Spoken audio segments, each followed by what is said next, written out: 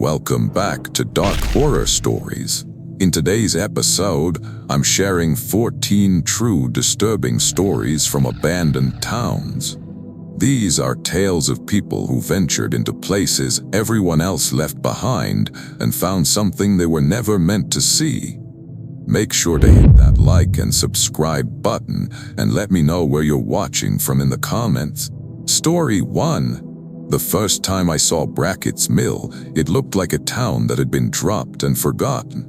Not abandoned, the way people say when a house is empty.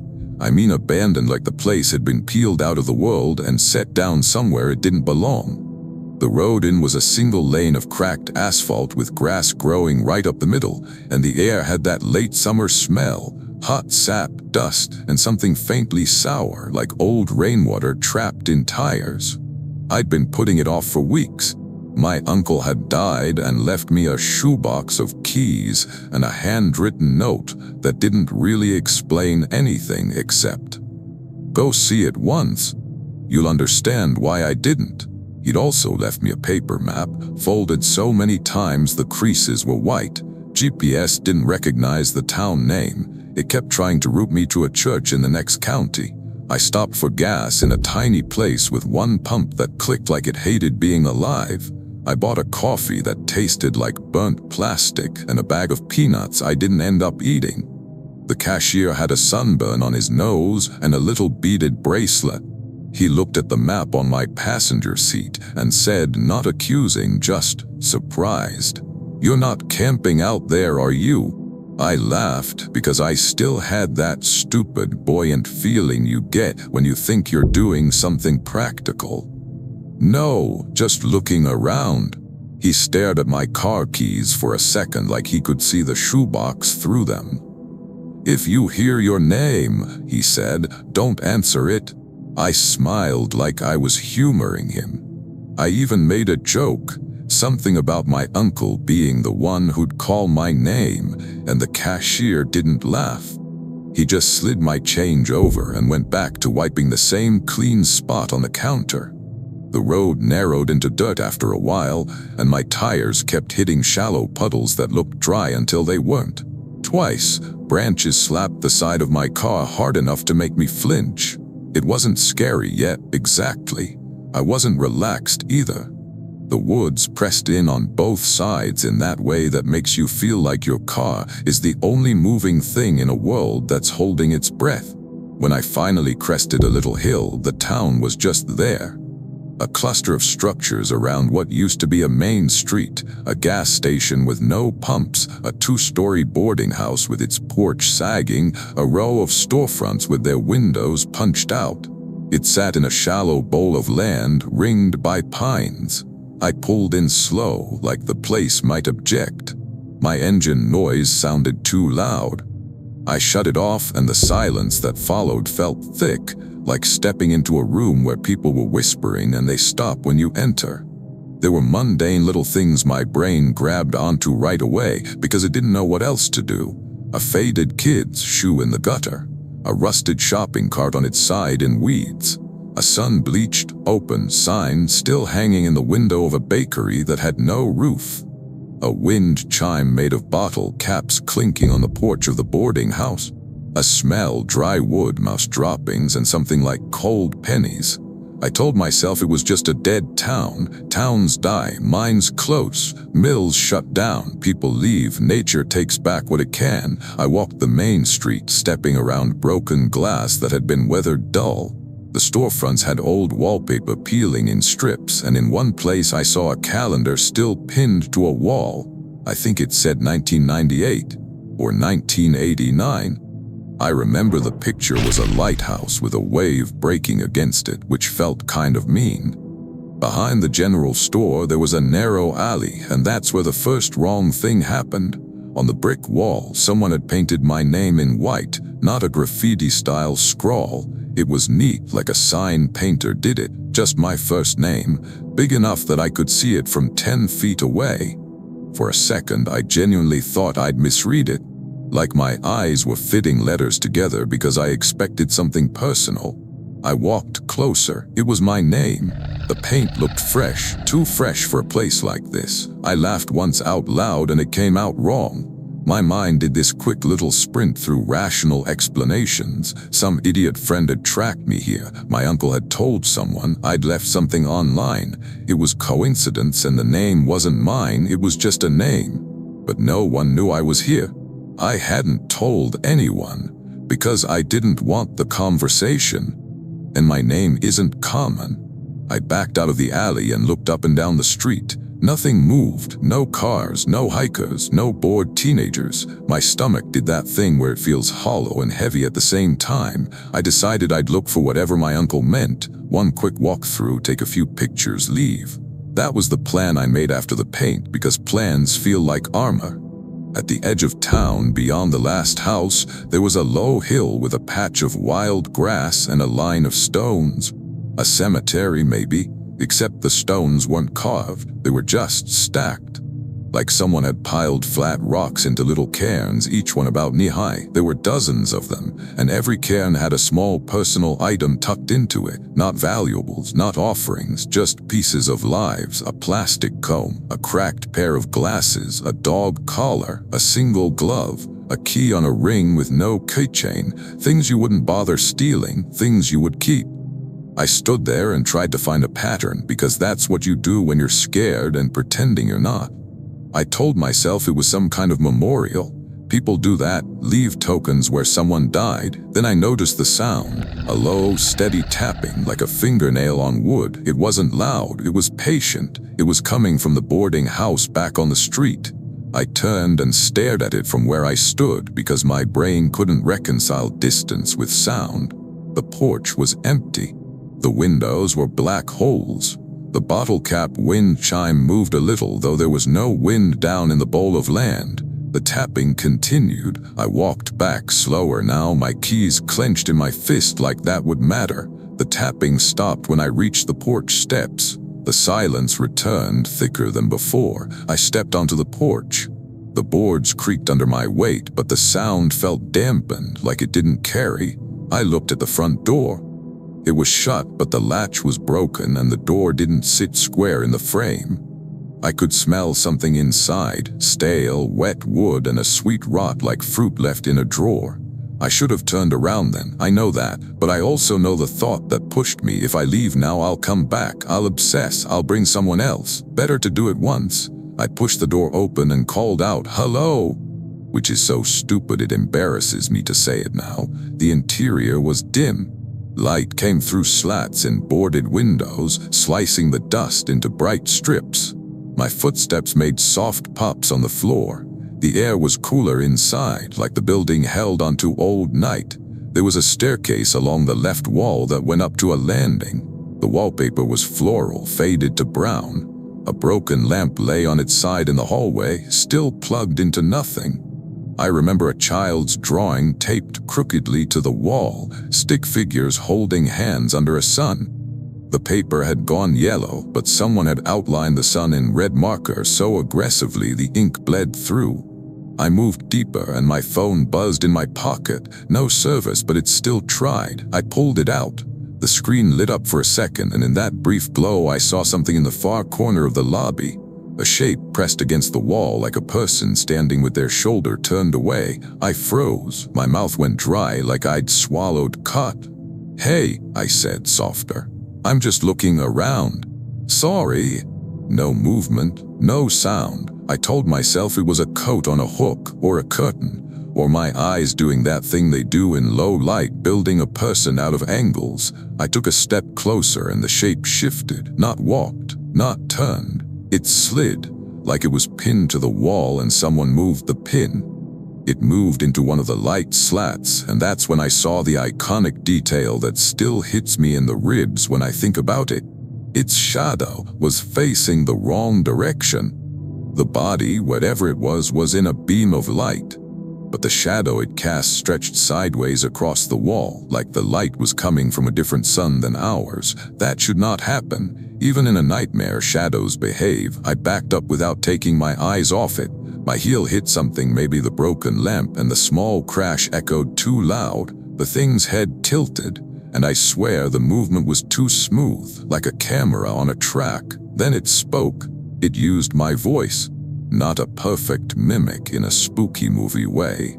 More like someone had heard me talk through a wall once and tried to recreate it from memory. It said my name again, and then it said, "Come upstairs." I didn't answer. I didn't even breathe right. My lungs felt locked. The thing didn't step forward. It didn't rush me. It just waited, pressed into that light like it belonged there more than I did. It said again with my voice, "Come upstairs." I bolted. I ran out of the building so fast I nearly tripped on the porch steps. I hit the street and the daylight felt wrong, too bright, like it was exposing me. I sprinted for my car and yanked the driver's door open. The engine didn't start. It cranked. It coughed. It didn't catch. I remember my hands slipping on the key because I was sweating. I remember the smell of hot metal from the steering column. I remember thinking ridiculously about the peanuts in the passenger seat, as if I should have eaten them for energy. Something tapped on the roof of my car. One tap, then another, not heavy, not clawing, like someone knocking with a knuckle. I stared up through the windshield and the roofline blocked whatever was above. The tapping moved slowly across the roof toward the driver's side, like it was pacing. I cranked the ignition again and the engine finally caught, sputtering into life. Relief hit so hard I almost cried. I threw the car into reverse, tires spitting dirt, and I backed down the street without looking where I was going. And then in the rearview mirror I saw it. It stood in the middle of the road, halfway between the storefronts, not tall, not pale, not the usual. It looked like a person in a dark coat, except the coat hung wrong, as if it was draped over something that didn't have shoulders. Its face was in shadow, but the sun was behind me. It shouldn't have been. And its shadow, its wrong shadow, reached across the road toward my car like a hand laid flat. I slammed the brakes and nearly stalled because my brain did this impossible thing. It thought I'd hit it, and it also thought it would be worse if I didn't. That's how scrambled I was. I hit the gas again and didn't stop until the dirt road became the cracked asphalt and the woods thinned. I didn't look in the mirrors after a while because I couldn't handle what I might see. When I got back to the little gas station, the cashier was gone. The store lights were off. It was closed, even though it shouldn't have been. I sat in my car with the engine idling and tried to swallow. My throat felt raw, like I'd been screaming, but I hadn't. Here's the part that keeps me from telling myself it was stress or imagination or a weird day in the heat. After I got home, hours later, shaking so badly I couldn't hold a glass, my keys weren't right. There was an extra key on the ring. Old brass, like it belonged to a lock that hadn't been made in decades. No keychain, no markings, and on the flat of it, scratched deep enough to catch my fingernail, was my name. I didn't go back. I still have the key in a jar on a high shelf like it's a bug I trapped. Sometimes when the house is quiet and I'm half asleep, I'll hear a soft tapping from somewhere above my bedroom, patient, steady, and I'll lie there with my eyes open, not answering, pretending my name isn't mine.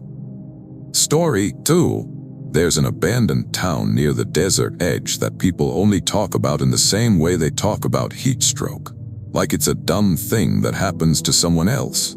It's called Las Perdidas on the old road signs, but if you search it you get nothing useful. No photos, no history page, just a blank spot where a dot should be. I went because my friend Juno Arquette dared me, and because I was in that mood where I thought if I kept moving, the year couldn't catch up to me. I'd had a breakup that wasn't dramatic, just draining. The kind where you lose your sense of yourself in little pieces. So when Juno said, "Drive out with me one night, we'll camp, we'll watch the stars where there's no light pollution," I said yes like it was medicine. We packed badly. That's one of the mundane details that still annoys me. Juno brought a French press and fancy grounds like she was hosting brunch, but forgot a lighter. I brought a cooler and no ice. We argued about music and ended up listening to an audiobook for an hour and then turning it off because the narrator's voice made us both sleepy. We stopped at a roadside stand and bought dried mango that stuck to our teeth. It was late afternoon when the pavement gave up. The sun was low and angry. The air shimmered above the dirt like a mirage that didn't know what to be. The town appeared in the distance as a cluster of sun-blasted shapes. A water tower leaning like a tired person. A row of small houses with roofs caved in. A church with no bell. Juno parked by what used to be a schoolhouse. Its windows were broken and the wind had blown sand inside, so it looked like the building was slowly filling up like a bathtub. We stepped out and the heat hit like opening an oven. I could hear my own blood in my ears. The silence wasn't total. There was a faint rattling of something metallic far off and the dry scratch of wind over grit. Juno grinned, that bright stubborn grin she had, and said, "See? Nobody perfect." It felt wrong right away, but I tried to chalk that up to the place being unfamiliar. My rational brain kept handing me explanations like small gifts. It's quiet because it's remote. It's eerie because it's empty. That's the point. We walked down the main road. A street sign lay face down in sand. The letters on it were peeled away by sun. The church door was ajar, and inside it smelled like old paper and lizards. Juno found a hymn book and flipped through it, coughing dust. I found a line of tiny footprints in the sand that looked like bird tracks until I realized they were too evenly spaced, like something hopping on 2 feet with perfect timing. "Probably a kangaroo rat," I said, even though the tracks weren't right for that. Juno said, "Or a tiny demon," and laughed, and the laugh sounded too loud. We chose a spot to camp behind the schoolhouse because it blocked the wind. We set up our tent, fought with a bent pole, and finally got it standing.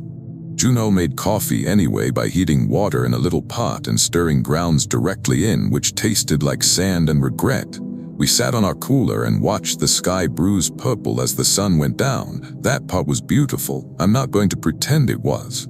The stars came out fast, unsoftened by city glow. The Milky Way looked like someone spilled salt across black velvet. And then we heard someone humming. It came from inside the schoolhouse. A soft, tuneless hum like a person trying to remember a melody. It rose and fell. It paused, then started again. Juno froze with the coffee cup halfway to her mouth. I could see the hair along her arms lift. "It's probably wind," I said. It was a weak explanation and I knew it, but I wanted something, anything, that didn't involve another person being out here. Juno whispered, "The wind doesn't hum." We sat there, listening. The humming continued, steady, almost soothing if you didn't think about where it was coming from.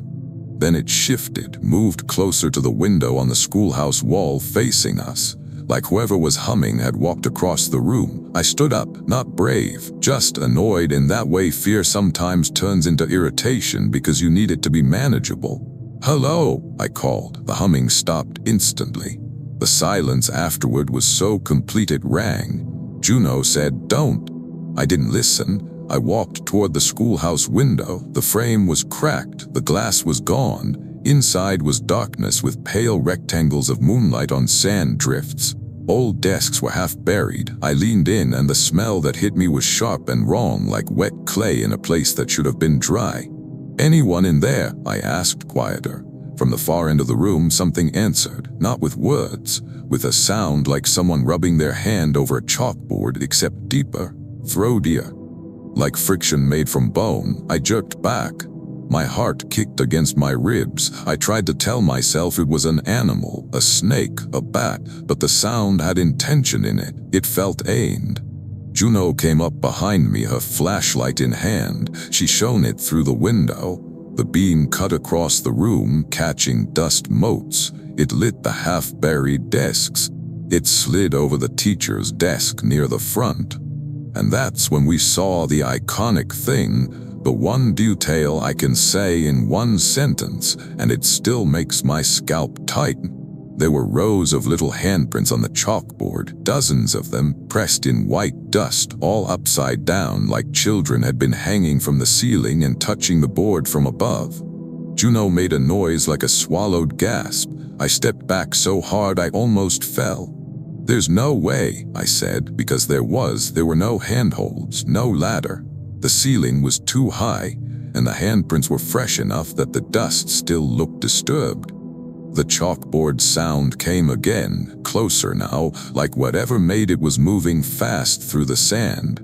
Juno grabbed my wrist and pulled. Back to the tent, now. We ran, stumbling over our own gear.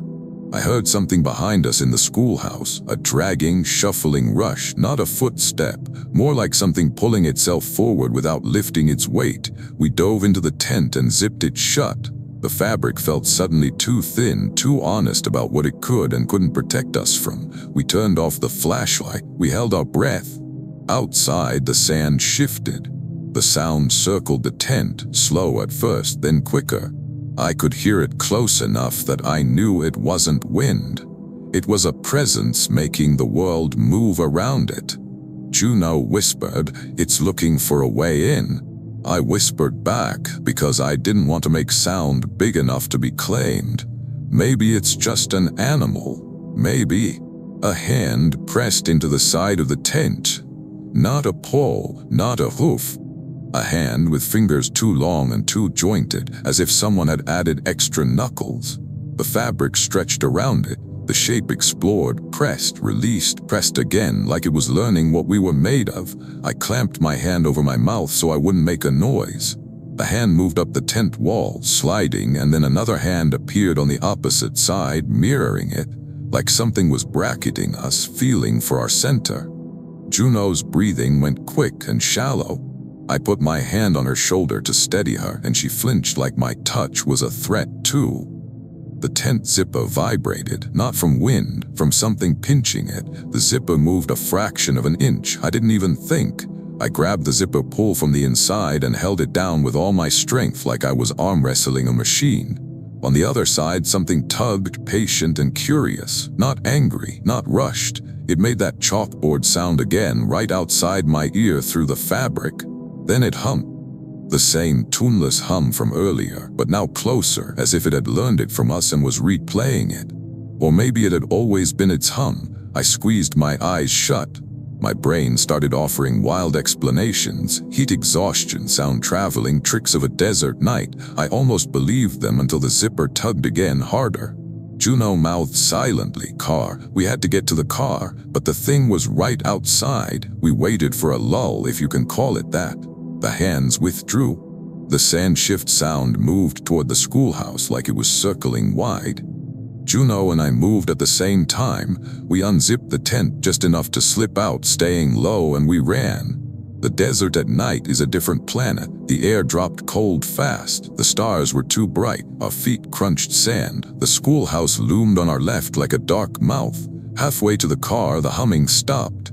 And we heard a new sound, soft, almost delicate, like fingernails tapping glass. It came from the car windows. I couldn't see anything on the other side of the car, but the tapping moved across the windshield in little steps, like something walking its fingers along the glass. Juno fumbled with her keys. Her hands shook so hard she dropped them once, and the metallic clink on sand sounded like a shout. The tapping paused. Then, from the far side of the car, something leaned up, not its full body, just enough for us to see a shape against the stars, like a person rising from a crouch. Its head was wrong, too flat, like someone had pressed it down, and it turned without moving its shoulders, swiveling in a way that made my stomach twist. Juno got the door open. We threw ourselves in. She slammed it, locked it, and jammed the key in the ignition. The engine didn't start on the first try. Of course it didn't. The tapping returned, now on the driver's side window. A slow, curious pattern, tap, tap, a pause, tap. Juno cranked again. The engine caught with a cough. She floored it and the tires spun, throwing sand. The car lurched forward, and as we whipped around the schoolhouse, my headlights swept across the chalkboard through the window. The upside-down handprints were gone. In their place, covering the board from edge to edge, were fresh marks, long streaks like someone had dragged their fingertips downward, as if they just climbed down from the ceiling. We didn't stop until we hit pavement and a radio station crackled back into existence. We drove in silence for a long time because talking felt like inviting it into our mouths. The aftermath proof came the next day when Juno texted me a picture. On the inside of her driver's side window beneath the tint, there were faint white fingerprints, not smudges, prints clear enough you could see the ridges, but they were too big to be hers, too long-fingered to be mine, and they were on the inside. Juno sold that car within a month. She told the buyer it had electrical issues, which was a lie that didn't cover anything that mattered. I still think about those handprints on the chalkboard sometimes, upside down, like something had been waiting above us the whole time, holding itself there patiently, humming in the dark, listening to us believe we were alone. Story 3. I used to think the worst thing about abandoned towns was how they make you imagine the lives that used to fit there. Like you can't help but picture someone pouring cereal, someone taking off muddy boots, someone waiting for a bus that never comes. Then I spent a night in Gallowmere, and I learned there are worse things than imagining people. Gallowmere sits up in the mountains where fog pools between ridges like spilled milk. It's not on tourist maps, not really. The only reason I knew it existed was because my coworker, Elias Renfield, mentioned it offhand when we were complaining about cell coverage.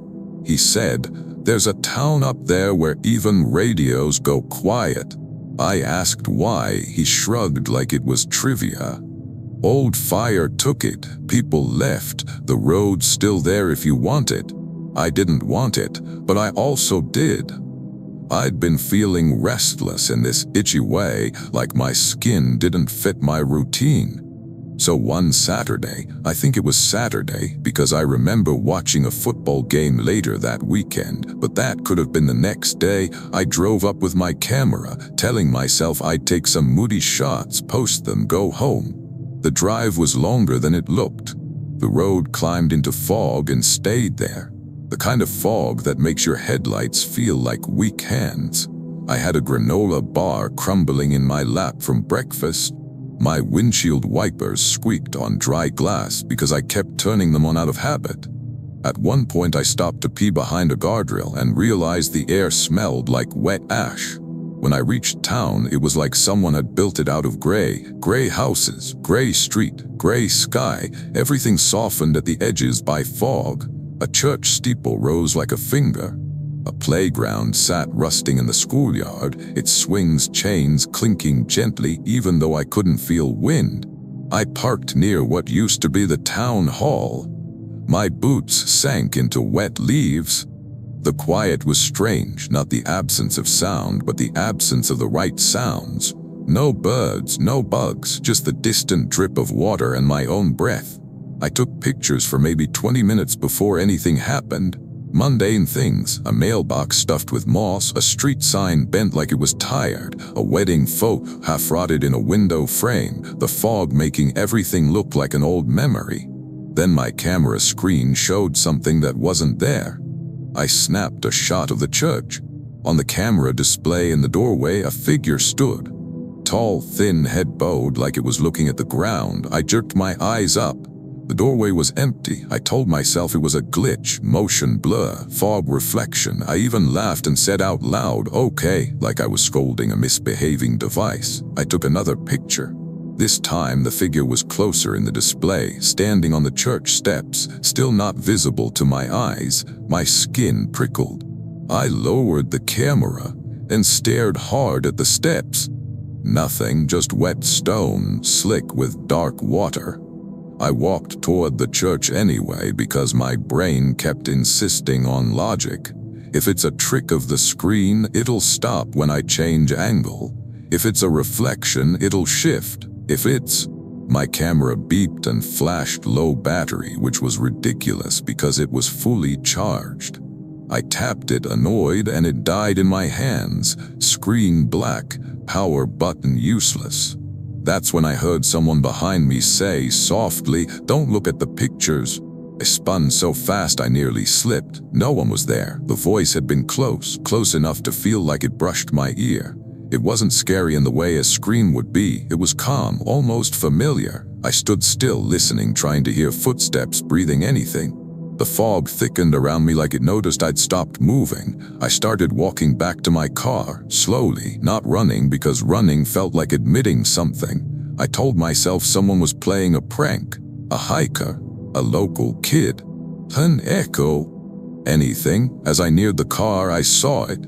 On the hood, sitting dead center as if placed carefully, was a wet photograph. Not one of mine, my camera was dead. This was a printed photo, glossy and real, dripping fog water. I picked it up with 2 fingers like it might bite. The picture showed me standing in front of the church, holding my camera, looking down at the screen. The angle was wrong. It was taken from above, like whoever took it was perched on the church roof.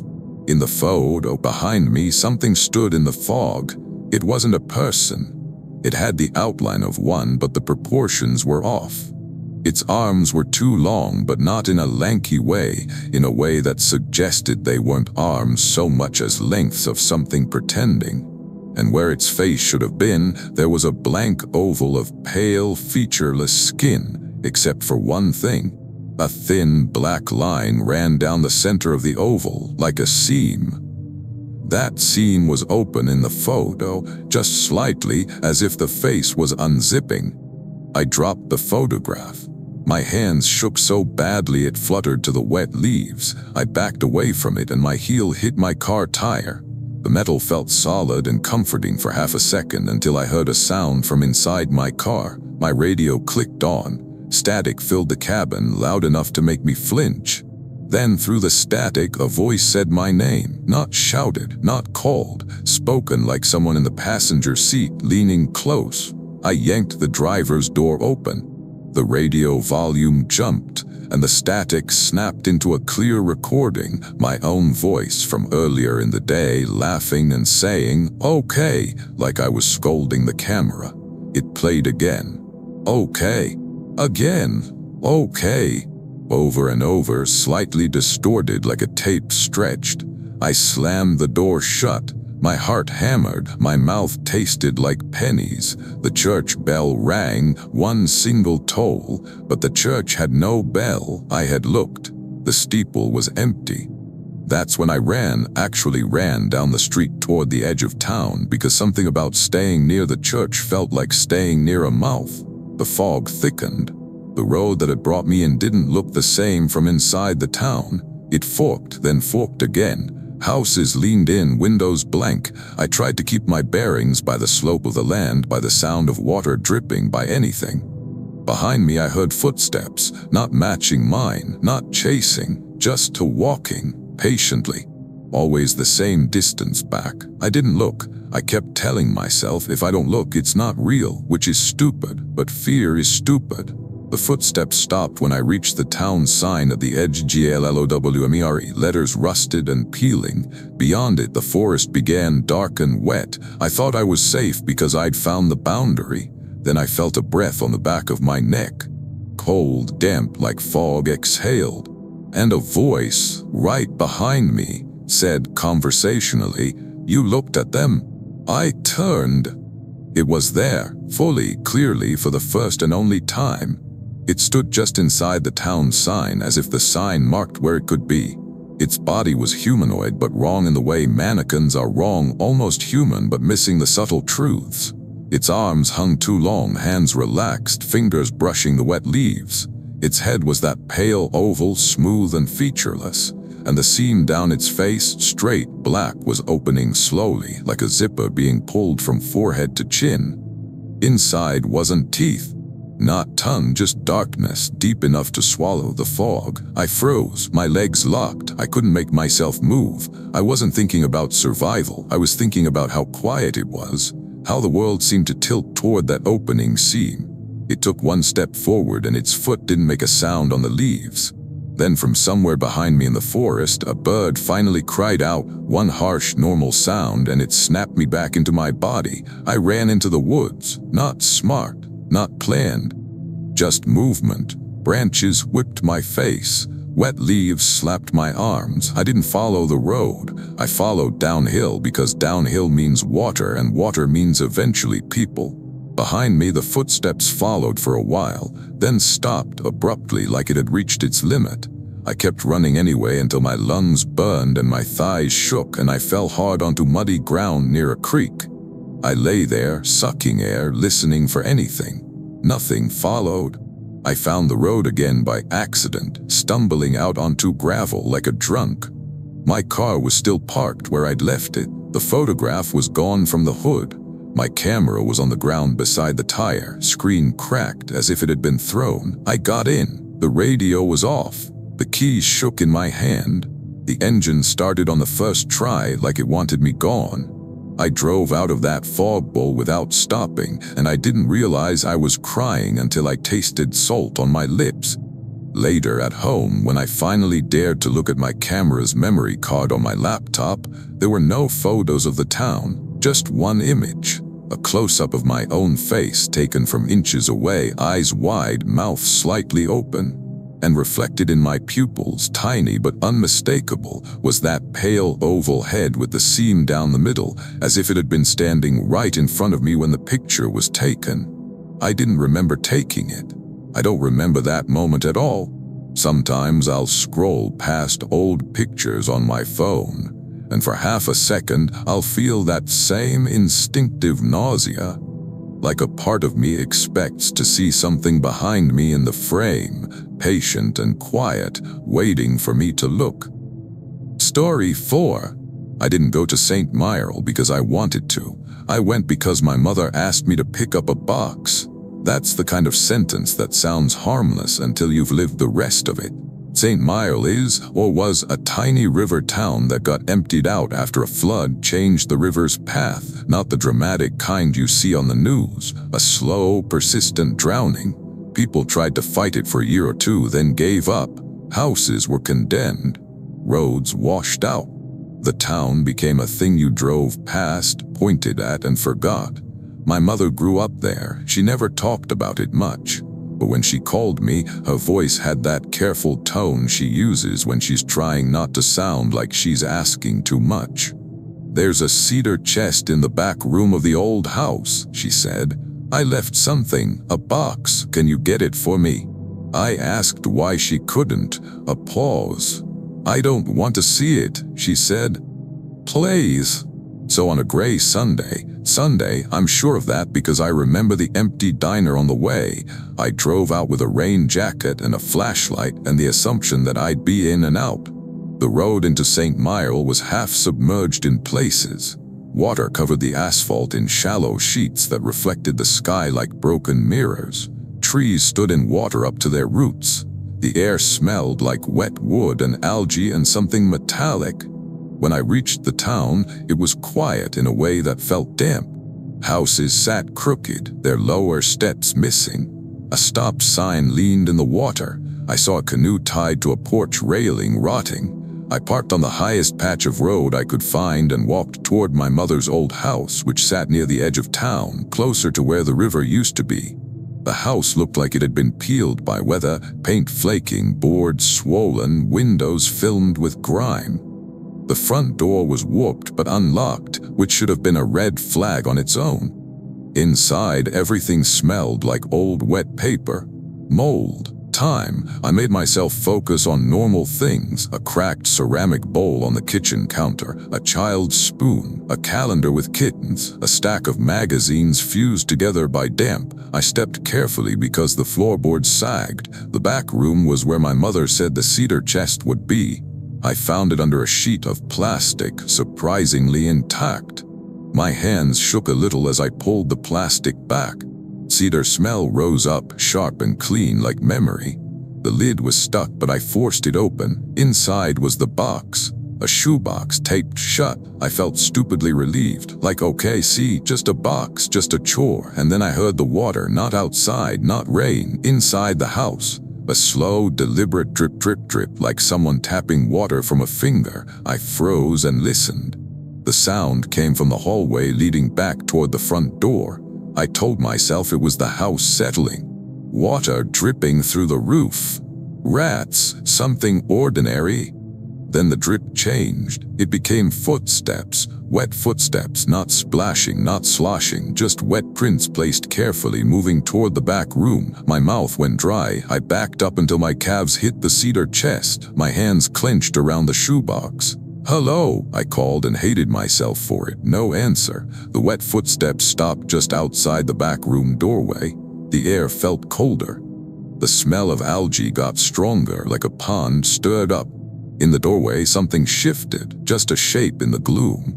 I raised my flashlight and the beam hit a wet sheen. A person stood there, except it wasn't right. Its clothes hung like they'd been soaked for days. Its hair clung to its face in dark strands, and its skin, this was the part that made my stomach twist. Its skin looked soft, swollen, almost translucent, like it had been in water too long. It didn't blink. I could see its eyes, but they didn't reflect light normally. They looked like water, held in glass. It spoke, but the sound was muffled, like it was talking through a mouthful of river. "Box," it said, just that, like a request. I clutched the shoebox tighter. My brain tried to rationalize because it had to. It's a squatter. It's a homeless person. It's someone from town who came back. They're sick. They're high. They need help. But the wet footprints it left on the wood floor were wrong. Each print had 5 long toe marks spread too wide like hands.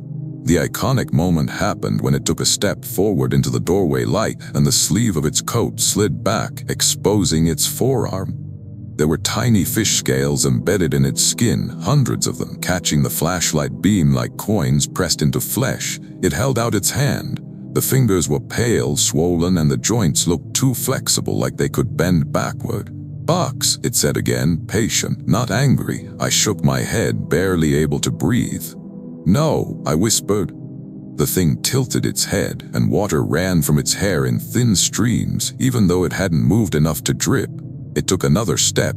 The floorboard under it didn't creak. It was like sound avoided it. I ran, not past it. My body wouldn't do that. I ran toward the back window, shoved it up with both hands, and climbed out, scraping my thigh on a nail. Cold air hit my face. I landed in wet grass and stumbled toward the road.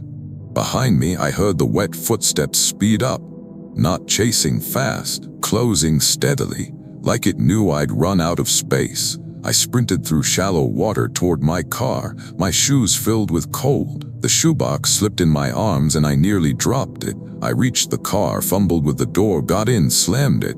My hands shook so hard I couldn't get the key into the ignition.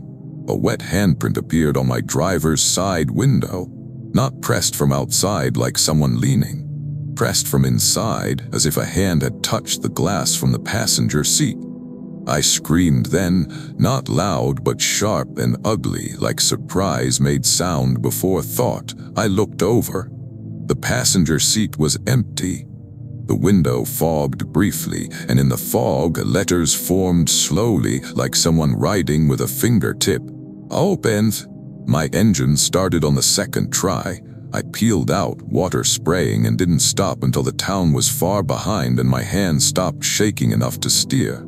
When I got home and gave my mother the shoebox, she didn't open it. She just held it like it was heavy. "Did you see anyone?" she asked, eyes fixed on the tape. "No," I lied, because I didn't want to hear what she knew. Later that night, I went to throw away my soaked socks and found something in my shoe. A single tiny fish scale, stuck to the insole like a glitter fleck. It was still wet. Story 5. There's a mining town called Hollow Braid that sits tucked in a valley so narrow the sun only hits it for a few hours a day. The kind of place that probably looked charming once when people had reasons to be there. Now, it's just rotting wood and rust, and a mine entrance sealed with concrete that's been cracked by years of freeze and thaw. I went with my brother-in-law, Soren Caldwell, because he collects old mining maps like some people collect vinyl. He'd found a hand-drawn survey that marked Hollow Braid as having a secondary shaft that wasn't on any official record. He was excited in a way that made me tired just watching him. I'm the practical one, the one who thinks about tire pressure and whether you have enough water, so I agreed to go only because I didn't like the idea of him going alone. We drove up in his truck, arguing about whether trail mix counts as lunch. He had a thermos of soup. I had beef jerky. We listened to static-filled radio because his Bluetooth wouldn't connect. At one point, we stopped to tighten a rattling exhaust shield with a zip tie, which felt like the most normal thing in the world. That normality mattered later. Hollow Braid was colder than the surrounding forest, like the valley held cold the way a cellar holds damp. The houses were close together, built for function, not beauty. Most were collapsed. A few still stood, windows broken, curtains gone. Soren was in a good mood, practically skipping. He kept pointing out things. Look at that stamp mill foundation. This is where the rail spur ran, like he was on a tour. I kept scanning the woods. The quiet was too deep and the birds seemed to avoid the valley. Even the wind sounded reluctant. We found the main mine entrance easily. A concrete plug with a metal grate, rusted, bent inward like something had pushed from behind. Soren took photos, muttering to himself. I noticed scratch marks on the concrete, thin and parallel like claws. Probably bears, I said, because bears scratch, but the marks were too evenly spaced. Too tidy. Soren laughed. Bears don't live down here, too narrow. He walked along the hillside, following his map, and I followed, stepping over old cables half buried in moss. We found the secondary shaft where he said it would be. A slanted opening hidden behind a stand of young pines, the entrance half collapsed but still wide enough to crawl in. Cold air breathed out of it. It smelled like damp stone and iron and something else, something faintly sweet like wet mushrooms. Soren shone his headlamp in and grinned. See, told you. I should have said no, but I didn't. I told myself we'd just peek, 5 minutes, then back out. We crawled in on hands and knees. The tunnel sloped down. The rock walls were close, slick with moisture. My breath sounded too loud in my ears. My headlamp beam caught glittering mineral veins. After maybe 20 feet, the tunnel opened into a chamber. Old timbers supported the ceiling. Rusted equipment lay scattered, half swallowed by mud. Then I saw the boots. A pair of work boots standing upright in the mud near the wall. No feet in them, no legs, just boots placed neatly as if someone had stepped out of them carefully. I stared and my brain tried to fill in a story. Maybe miners left gear behind. Maybe someone used the tunnel as shelter. Maybe animals dragged things. But these boots weren't old. The leather looked intact. The laces were tied. Soren walked toward them, fascinated. That's weird, he whispered, voice echoing. As he got close, the boots moved. Not tipped, not slid. They lifted a fraction of an inch as if something inside them had flexed. Soren froze. Did you? The boots took a step. One boot forward, then the other, leaving no footprint in the mud. Like the mud couldn't admit they existed. That was the iconic moment I can't shake. Empty boots walking toward us with the slow certainty of someone who knows you have nowhere to go. Soren stumbled back. Nope, he said, breathy. No. The boots didn't hurry. They just kept stepping, one lace swinging gently with each movement, absurdly domestic. I grabbed Soren's arm and pulled him toward the tunnel. We scrambled, slipping on wet rock. Behind us, the boots kept walking, the sound of leather creaking faintly like a person shifting weight. Then the tunnel behind us filled with a new sound, soft scraping like something dragging fingernails along stone. I didn't look back. I couldn't. I kept going, my knees bruising on rock, my headlamp beam bouncing. The tunnel seemed longer on the way out. The slope felt steeper. My chest burned. Soren's breathing turned into little panicked grunts. Halfway out, Soren's headlamp flickered and went out. We stopped, pressed close in darkness. My light still worked, but it felt weaker, like the darkness drank it. From behind us in the chamber, the scraping grew louder. And then a whisper came up the tunnel, not words, just breath shaped into something that sounded almost like speech, like someone practicing language on the back of their tongue. Soren whispered, "I can't." I shoved him. "Go." We burst out into daylight, gasping, falling onto pine needles like we'd been spat out. The air outside felt too warm, too alive. Birds suddenly chirped from somewhere far off like they'd been waiting. We ran back to the truck without stopping. Soren fumbled the keys, dropped them, cursed.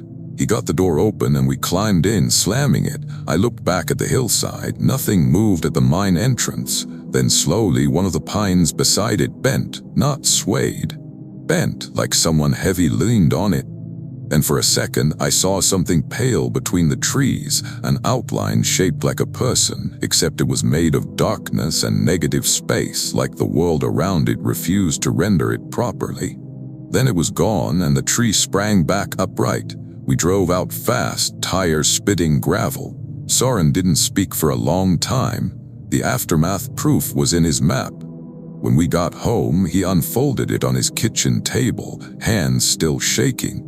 There, in the margin where there had been blank paper before, was a new pencil mark. Fresh, dark, a little drawing of two boots, side by side. And beneath them, in cramped handwriting neither of us recognized, "We walk too." Story 6. I was hired to inspect an old telecom relay station outside a place called Brincap, which used to be a logging town before the mill shut down and everyone scattered. It wasn't glamorous work.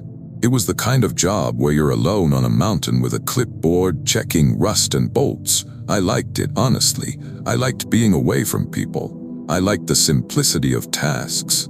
My girlfriend at the time said I had moth tendencies, like I'd always drift toward the dim edges of things. Brincap was nothing but foundations now and a few buildings too stubborn to fall. The relay station sat above it on a ridge, a squat concrete block with antennas that looked like dead insects. I drove up in a company van with stale fast food smell and a dashboard sticky from old soda. I had a sandwich in my cooler, a notebook, spare batteries. I remember my pen kept leaking ink into my pocket. I remember the way the sun looked washed out behind thin cloud, like it couldn't commit. The road up was rutted, and I had to get out once to move a fallen branch. There was no cell service. My radio crackled with nothing. When I reached the station, the door was locked with a heavy padlock. My key worked. The lock clicked open with a sound that echoed too loud in the quiet. Inside, the air was stale and cold. Concrete walls, metal racks, old equipment humming faintly even though it shouldn't have had power. My flashlight beam caught dust hanging in the air, thick as if nobody had breathed here in years. I started my inspection, trying to stay in work mode. Check the generator housing, check the cable conduits, note corrosion, mundane grounding. Then I saw the chair. A simple folding chair set up facing the back wall like someone had been sitting there watching nothing. On the seat was a paperback book, swollen with moisture. The cover was warped, but I could make out the title, How to Improve Your Listening. I actually laughed at that because it felt like a joke left by some bored tech years ago. Then, from the wall the chair faced, I heard a voice. My voice. It said quietly, "Can you hear me?" I froze, flashlight beam wobbling, my throat tightened. I told myself it was radio interference, recordings, feedback from equipment. Telecom stations can do weird things, signals bounce, old recordings get trapped. That's real, that's rational, but the voice was too close, too dry, not crackly. It sounded like it came from inside the concrete. I stepped toward the wall, heart hammering. "Hello," I said, hating the tremor in it.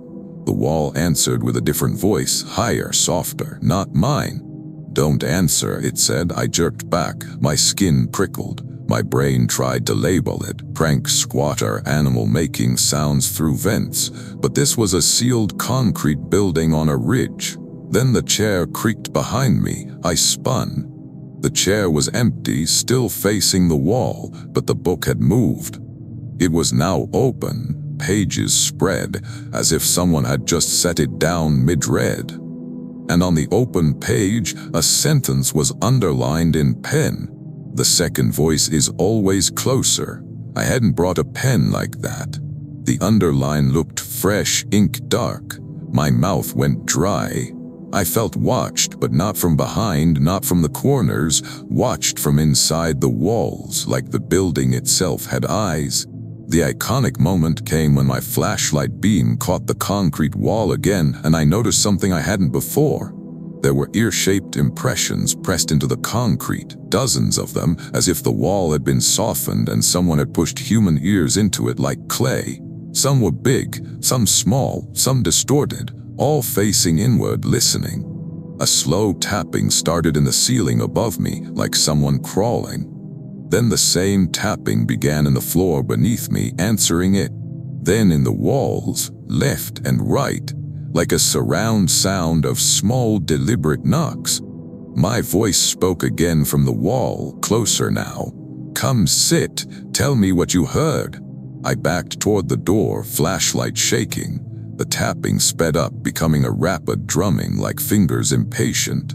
The padlock swung on the open hasp, clinking. Then the door, heavy steel, began to close on its own. Slow, steady, as if pulled by a hand with infinite patience. I lunged, shoved my shoulder against it, and forced it back open with a grunt. Cold outside air hit my face like a slap. I stumbled out, nearly falling down the concrete steps. Behind me, from inside the station, a chorus of whispers rose, soft, layered, unintelligible, like many people repeating the same sentence in different rooms. I didn't lock the door. I couldn't make myself go close again.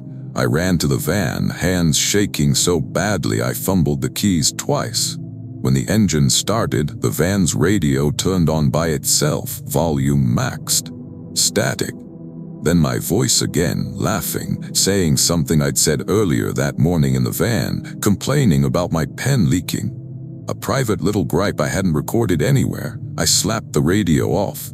My heart felt too big for my chest. I drove down the mountain fast, tires bouncing in ruts, and didn't stop until I hit the main road and cell service returned, my phone exploding with delayed notifications like the world had been holding them back. The aftermath proof was in my notebook. That night at home, I opened it to write an incident report, trying to be professional, trying to make it sound normal. There was an entry already written in my handwriting. Not mine, not my phrasing. It said, "We heard you before you arrived. I quit that job within 2 weeks. I told my boss I didn't like heights." That was easier than explaining why I can't stand quiet rooms anymore without feeling like the walls are leaning in to listen. Story 7. There's a place in the Midwest, flat fields, long sky, where an old rail town called Morris Junction sits like a stain. People don't go there because there's nothing to do. No pretty ruins, no ghost tour, just sun-bleached boards and weeds and the skeleton of a train platform. I went because I was driving cross-country and my car started making a sound that didn't feel safe. A grinding whine whenever I accelerated. I pulled off at the nearest exit, and the nearest town on the sign was Morris Junction. It was late afternoon. The sky looked huge, pale blue with high, thin clouds. The air smelled like hot dirt and corn. The gas station at the exit was shut down, windows boarded. The only building with any sign of life was a vending machine that still hummed, sitting under an overhang like a stubborn relic. I put in $1 out of habit. It ate it. I drove into town, hoping for a mechanic, a person, anything. The main street was 2 blocks long. Every building was empty. A diner with chairs stacked upside down, a hardware store with its sign hanging by one bolt, a motel with curtains shredded by sun. I parked near the old train platform because it was the widest patch of gravel and I wanted space to check my car. When I popped the hood, heat rolled out. The engine smelled scorched. I don't know much about cars, but I know when something is wrong in a way that costs money. I tried my phone, no service. I sat on the curb, drank warm water from a bottle that had been in my car too long, and tried not to panic. I remember noticing a bird feather stuck to my windshield wiper. I remember the way my shoelace kept coming untied. I remember thinking stupidly that I should have gotten my oil changed before this trip. Then I heard a train, not the distant sound of 1 mile away. A train approaching, close enough that the platform boards began to vibrate under my feet. My first thought was relief. A train meant people, conductors, a crossing, somewhere to ask for help, but there were no tracks. The tracks had been torn up years ago, the ties were gone, only the platform remained and a shallow groove in the dirt where rails used to be. The vibration grew stronger anyway. The air shifted, dust lifted from the ground in tiny spirals. And then out of empty space where the track should have been, a train emerged, not fully solid, not ghostly transparent either. More like a badly tuned TV signal, flickering, juddering, edges vibrating. The cars were old, freight cars with peeling numbers. They moved fast, but there was no sound of wheels on rails, only that low vibration and a metallic groan like stress in old steel. I stood frozen because the part of my mind that handles reality was throwing errors. As the train passed the platform, I saw faces in the windows of a passenger car that shouldn't have been there. Faces pressed close, pale, eyes wide, mouths open as if shouting, but the sound didn't reach me. I took a step back, hand over my mouth. Then I saw the conductor. He stood in the open doorway of one car, holding the rail with one hand. His uniform was dark and crisp in a way that didn't match the flickering train. His face was shadowed by a cap, and in his other hand he held a punch, one of those old ticket punches. He looked straight at me. He raised the punch, and he punched the air.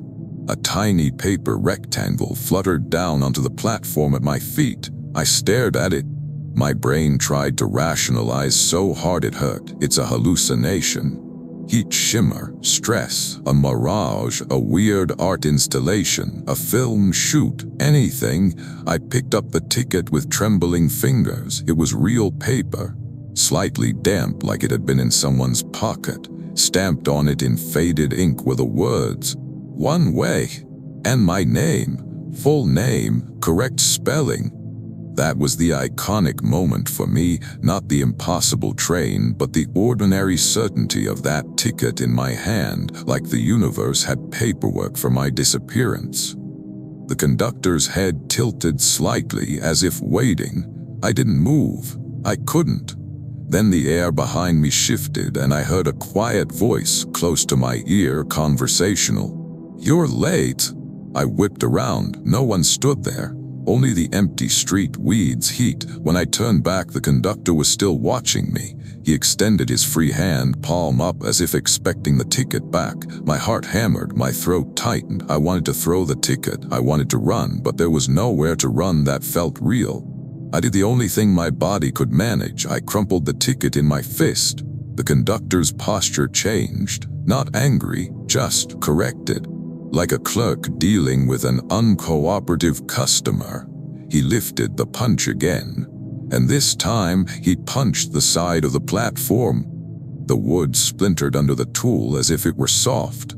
Perfect little holes appeared in a line, evenly spaced, like a ticket being validated. Then the vibration surged.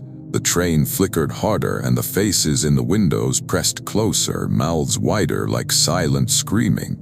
I backed away from the platform, stumbling. The unseen voice behind me said, "Calmer now, don't make them stop." I ran to my car, slammed the hood down without fixing anything, got in and turned the key. The engine screamed in protest, grinding, whining, and then it started as if fear had jump-started it. I floored it out of the gravel lot, tires spitting stones. As I sped down the main street, I glanced in the rearview mirror. The train was still there, passing through empty space where tracks should have been. The conductor watched me leave, hand still extended, patient as ever. When I hit the highway, the sound of the train faded, replaced by normal road noise. My phone regained service a mile later like a switch flipped. I didn't stop driving for hours. I didn't even pull over for food. I just kept going until my body stopped shaking. The aftermath proof came when I finally stopped at a motel that night and opened my trunk to get my bag. In the corner of the trunk, on top of everything, was a small paper rectangle. A new ticket, crisp, clean, like it had just been printed. It said, "Return trip, date, open." No name this time, just a blank line waiting. I left it on the motel dresser and drove away in the morning without looking back. But every now and then, when I'm stuck at a railroad crossing and a real train passes, solid steel, real sound, I still catch myself staring at the cars, scanning the doors, afraid I'll see a conductor watching from the threshold, holding out his hand like I forgot something that belongs to him. Story 8. Briarglass wasn't the kind of abandoned town you stumble on by accident. It sat behind a locked gate with a hand-painted sign that said no access in letters that looked tired. Someone had tried to scrub the words off at some point, but the paint had sunk into the wood like a bruise. I went because I'd promised my friend it was just a quick check. That's what I told her anyway. In reality, I'd been circling the idea for months. This itch to see if the place was real, to prove to myself that the weird little pocket of fear I felt whenever someone mentioned it was just superstition. The day I finally drove out there, I had a fast food bag on my passenger seat, the kind where the fries taste like the paper they come in.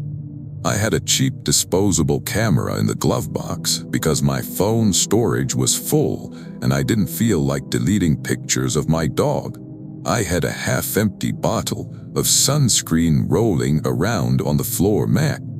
I remember those details because they were stupidly ordinary and the ordinariness felt like a shield. The gate was locked, but the chain had slack. Someone, maybe a hunter, maybe a kid, had lifted it off the post and looped it back. I slid through like I was slipping into someone else's backyard. Briarglass had once been a company town for glassblowers. There were long shed-like buildings with tall chimneys, and tiny houses all in a row like someone had pressed, copy-paste on a life. The windows were mostly gone, the doorways yawned open. It was late afternoon and the light made everything look flat and brittle. Wind pushed dry leaves along the street with a soft, skittering sound that kept making me think something was approaching. I walked toward the biggest building, what I assumed had been the main furnace house. The air smelled faintly of ash and iron, even though there hadn't been fire here for decades. I told myself smell lingers. Old smoke gets trapped in wood. That's real. Inside, broken glass glittered everywhere, crunching softly under my boots.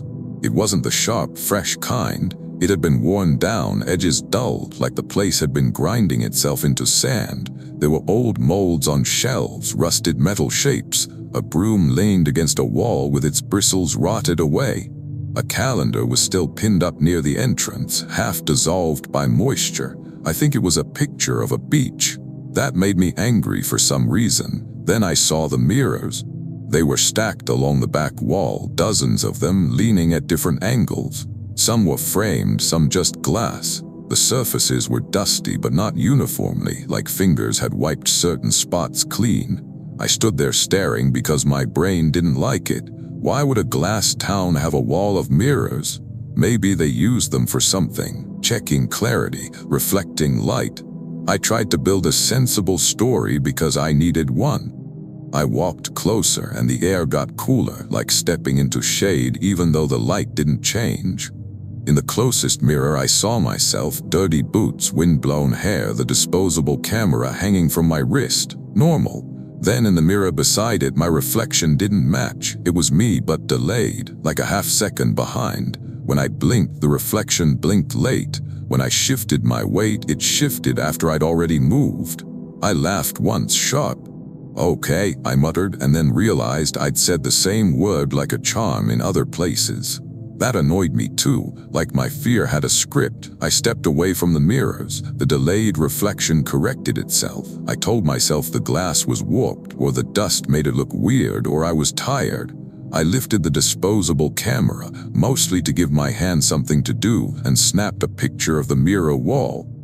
The flash went off, brief and bright. In that instant, every mirror reflected a figure behind me. Not in the room, not in my peripheral vision, only in the mirrors, dozens of reflections of the same thing standing too close as if it had been inches from my back the whole time. It was shaped like a person, but its skin in the reflection looked like glass itself, smooth and slightly translucent, with hairline cracks running under the surface. Its mouth was open in a long, soundless "oh," and inside wasn't darkness. Inside was light, white, furnace bright, like a bulb behind teeth.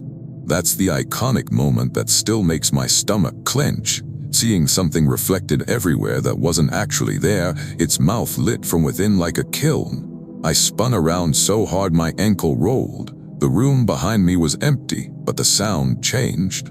The crunching of glass under my boots stopped because I stopped moving, and in that sudden stillness I heard a soft tink from deeper in the building, like someone tapping glass with a fingernail, testing it. I backed toward the exit. The tapping followed, not rushing, just keeping pace. Tink, tink, tink. It moved along the shelves, then closer, as if whatever was doing it was walking through the broken glass without stepping on it. I made it to the doorway and the wind outside felt like relief. I hurried down the street toward my car, trying not to run because running makes you loud and loud makes you real. Halfway there, I heard my own voice behind me say, conversationally, "Wait." I stopped because that's what you do when you hear your own voice. Your body reacts before your brain can veto it. Behind me at the doorway of the furnace house, my reflection stood. Not a person, not a twin, a reflection flat in the air like someone had cut my outline out of mirror and propped it upright. It moved when I didn't, tilting its head slowly. Then it smiled, but my face wasn't smiling. I could feel my mouth tight, corners down. The thing's smile widened anyway, splitting too far, as if it didn't know the correct limit. I stumbled backward, hit my car, fumbled the door open, got in. My hands shook so badly I dropped my keys once. When the engine finally started, something tapped the passenger window with a sound like a tiny hammer. I didn't look. I drove with my eyes fixed forward and my shoulders hunched, like that would protect the back of my neck. The aftermath proof came later that night when I got the disposable camera developed. Because of course I did, because I needed to see if the flash had caught anything. Most of the pictures were normal ruins, but the mirror wall photo was different. In the center mirror, behind my reflection, there was a handprint, not smeared, not dusty. A perfect full palm print, as if someone with wet hands had pressed hard and then lifted cleanly away. Except the handprint was on the inside of the glass. The lab tech had written weird on the envelope in pen, like that explained anything. I threw the photo away, and then fished it out of the trash 10 minutes later, because I couldn't stand the idea of it sitting in the dark alone. Story 9. I didn't grow up with ghost stories. My family was the type that explained everything away. Weird noise in the attic, pipes, strange shadow in the yard, headlights. I inherited that stubborn, rational streak, which is probably why what happened in Latchkey Row hit me so hard. It didn't give me anything to argue with. Latchkey Row was an old mill housing strip, 10 identical houses on a dead-end road, all abandoned after the mill shut down. I found it by accident when I took a wrong turn looking for a scenic route. I remember being annoyed because my GPS kept recalculating and my phone battery was low and my charger cable was fraying near the plug. The road narrowed into gravel and then into weeds, and suddenly the houses appeared, lined up like teeth. Front porches sagging, doors half open, curtains hanging in strips. I parked because I wanted to turn around and the turn wasn't wide enough. That's it. No grand reason. Just an inconvenient road. As soon as I stepped out, I noticed the quiet, not peaceful quiet, a quiet that felt like a rule. I walked up the road, peering into windows as I passed, mostly because I was curious and partly because I didn't want to be the only moving thing. I saw old wallpaper, a collapsed ceiling, a child's bike rusting in weeds. In one house, a living room was filled knee-deep with pine needles, like the forest had moved in politely. I told myself it was just decay. Then I heard keys jangling. Not mine. Not in my pocket. Ahead of me, near the fifth house, a set of keys swung from a nail on the porch post, clinking softly in the breeze. Except there was no breeze. The weeds weren't moving. The hanging curtain strips were still.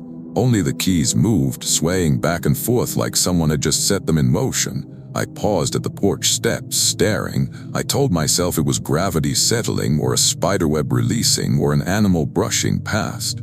Then the front door creaked open wider, slowly, deliberately, just enough to reveal darkness inside.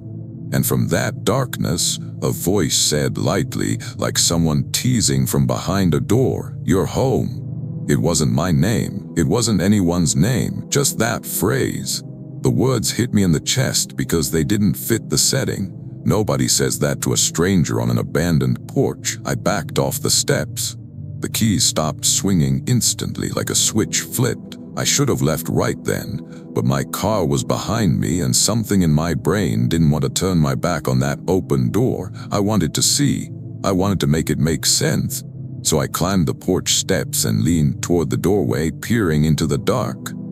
The smell inside was stale fabric and mouse droppings and something sweet like cake left out too long. My phone buzzed. I looked down reflexively. No notification, but the screen was lit and on it in the recent calls list was my own number, calling me. I stared, confused. My phone started ringing. The caller ID showed me. My stomach dropped. That's not how phones work, not like that. I told myself it was a glitch, a spoof, a delayed call log. I didn't answer.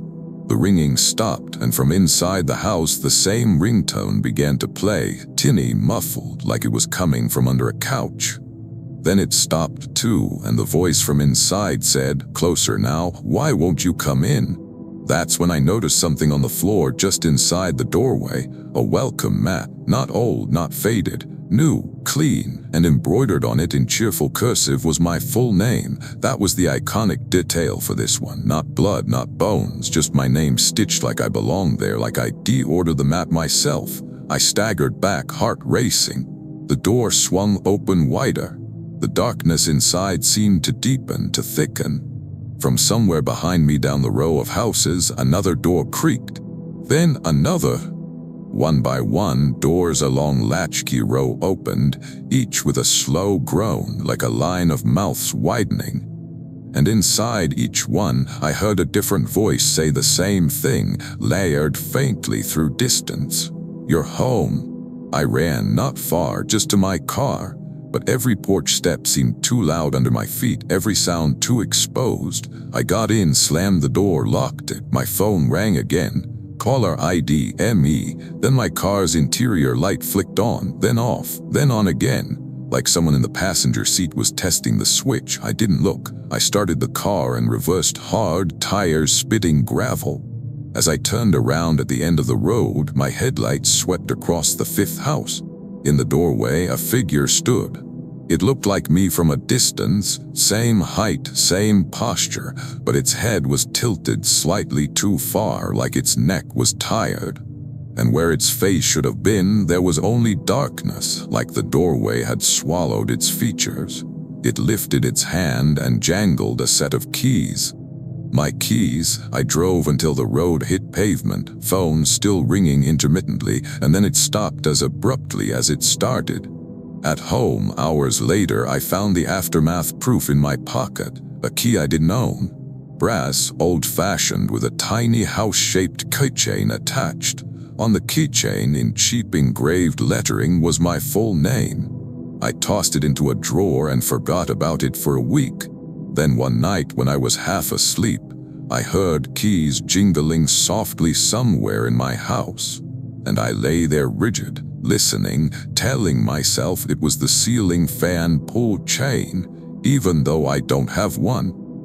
Story 10. Wicker Vale looked harmless in photos. That's what got me. It was an abandoned craft village, like a little tourist town built around handmade basket weaving of all things. Someone had posted pictures online years ago, quaint storefronts, a pond, a boardwalk trail. Then the comments got weird, not conspiratorial weird, just people saying things like "it feels like it's watching you" or "don't go in the Reed house." I went alone because I wasn't trying to prove anything to anyone. I was just curious in that quiet, stubborn way. I packed a lunch I didn't eat, wore a hoodie that smelled faintly of detergent, and grabbed a cheap headlamp even though I planned to be back before dusk. The village sat in a wetland area. The road in was narrow, flanked by cattails and standing water. Mosquitoes swarmed my windshield. The sky was low and gray, and everything smelled like mud and green plant rot. I parked near a wooden sign that said Wicker Vale in faded paint. The letters were decorated with little woven patterns that had frayed. The buildings were small and rustic, shops with wide windows, a workshop with open rafters, a little cafe with a chalkboard menu still hanging, and everywhere baskets. Baskets on shelves, baskets on tables, baskets scattered on the ground like someone dropped them mid-task and never came back. It should have felt charming. It didn't. It felt staged, like the village was waiting for an audience. I wandered, taking in small, stupid details to keep myself calm. A jar of buttons on a counter, a spool of twine, a faded "employees must wash hands" sign in the cafe restroom. There was a smell of old reeds and mildew. Then I found the reed house. It was a small hut-like structure near the pond, built from woven cattails, roof low and rounded. The door was a curtain of reeds that hung in strips. I stood there and told myself it was a display, a demonstration shelter. That's all. When I pushed the reed curtain aside, the inside was cooler and smelled sharply of wet plant fiber. There was a bench made of bundled reeds, and on it sat a basket. This basket wasn't like the others. It was fresh, tight weave, clean color, and inside it was a single object, a braid of hair, long, dark, glossy hair neatly tied with twine. My scalp prickled. My mind tried to rationalize. Maybe it was an art piece, a prank, an old wig, animal fur. I leaned closer. The braid had tiny bits of skin still attached at one end, like it had been cut badly. I jerked back, heart thudding, and that's when the reed curtain behind me shifted. Someone or something had moved it from outside. I froze. I hadn't heard footsteps. The wetland outside was soft enough that anyone approaching should have made noise. I whispered, "Hello?" No answer. The curtain shifted again, a gentle push inward, like someone testing whether it would give. Then a voice spoke, quiet and close, from somewhere just outside the reed wall near my shoulder. It sounded like my grandmother, not just an old woman. Her actual cadence, the way she used to say my nickname, the way she'd drag out the last syllable when she was trying to be sweet. She said, "Honey, come out, you're gonna get stuck." My mouth went dry. My grandmother had been dead for 4 years, and even if she weren't, she'd never been here. No one here would know that nickname. I started to think I understood it, and then I realized I didn't. I cut the thought off like you cut off a bad habit. I backed toward the reed curtain. Outside, the voice, my grandmother's voice, laughed softly. Then it said, closer now, "Don't you recognize me?" The reed wall beside me bulged inward, not like wind pressing, like a head leaning against it from the outside. The weave stretched, and through the gaps I saw something pale, skin maybe, pressed so close it whitened. Then the iconic moment happened. A finger slid through the weave from outside, impossibly, and it was woven around by the reeds like they were helping it, guiding it through. The finger was too thin, too long, and the nail was not a nail. It was a flat piece of woven reed, sharpened to a point. I stumbled backward and knocked the bench, the basket tipping. The braid of hair fell onto the dirt floor with a soft thud that felt too heavy for hair. The voice outside dropped the grandmother act instantly and became something flatter, colder, more amused. "Now you've made a mess." I ran out of the reed house, shoving through the curtain, nearly tearing it. The wet air outside hit my face. I sprinted toward my car, heart hammering. Behind me the reeds whispered, not wind. Whispering layered like many voices speaking at once without forming words. I glanced back once, one stupid, instinctive glance. The reed house was moving, not walking, rippling. The woven walls flexed like muscle, as if the structure itself was alive and shifting, and the curtain strips lifted like fringe. And in the doorway, for just a second, I saw a face made of woven reed, an oval of tight basket weave with 2 holes for eyes, empty black. I didn't stop running. My car door wouldn't open at first. The handle jerked uselessly, as if locked. I fumbled with my keys, breath ragged. Behind me, the whispering grew louder, closing in across the boardwalk with a soft rustle rush like dry grass dragged fast. The door finally opened. I threw myself in, slammed it, and drove out so hard my tires slid in mud. The aftermath proof was in my hair. That night, showering, I found a small piece of reed woven into my braid near the base of my skull, not tangled, woven, like someone had threaded it through. I cut it out with scissors, hands shaking, and when I held it up, it wasn't just reed. It was a thin strip of something that looked like dried skin, braided perfectly around plant fiber. Story 11. Everyone says abandoned towns feel empty. Aldwych didn't. Aldwych was up north, near the edge of a big state forest, a place that used to exist for one purpose, logging, and then stopped existing when the trees got too expensive to take. The road in was a Forest Service road that turned into 2 ruts and then into guesswork. My friend Maribel Sosa had dared me to go, but she didn't come. She said she had a bad feeling and stayed home. I teased her about it and then drove out alone anyway, because I'm stubborn in a way that I mistake for courage sometimes. It was overcast and the forest smelled like wet bark and cold mushrooms. I had a thermos of tea that had gone lukewarm, a bag of pretzels crushed in my backpack, and a small first aid kit that made me feel responsible. Aldwych appeared like a bruise between trees, half-collapsed cabins, an old logging office, a water tower.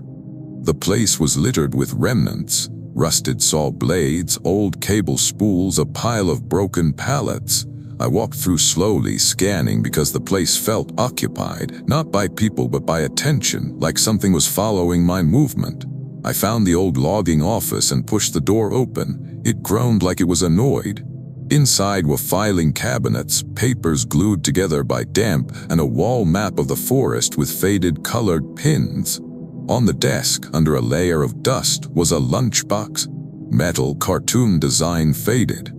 I opened it because curiosity makes you stupid. Inside was a dead wasp nest, not old and brittle, fresh enough that the paper looked soft, and the wasps inside weren't dead.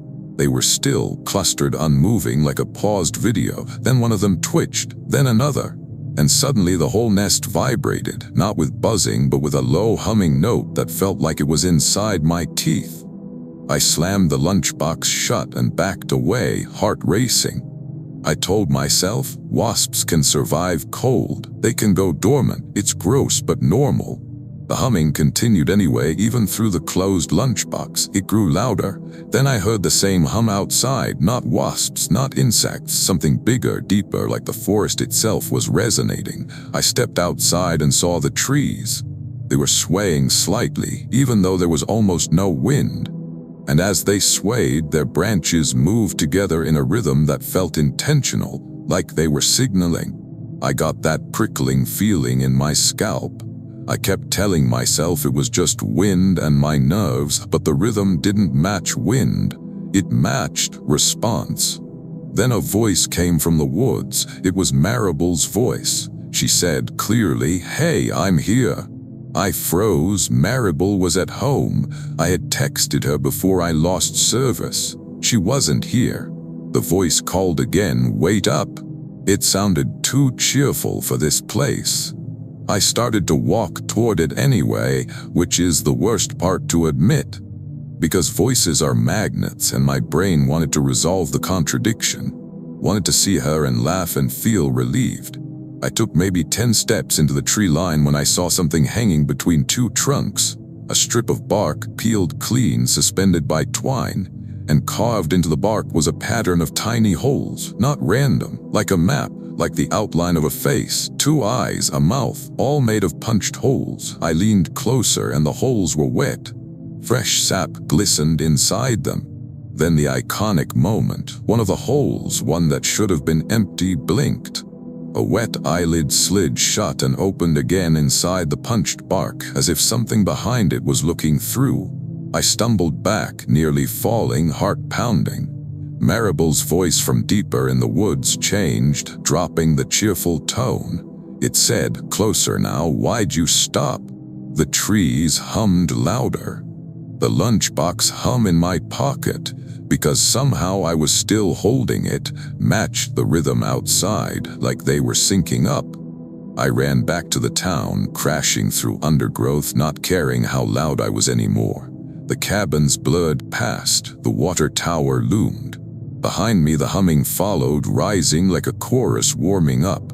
I reached my car and yanked the door open. It opened, thank God. As I got in, something hit the roof, light like a pinecone but wet, then another, then many.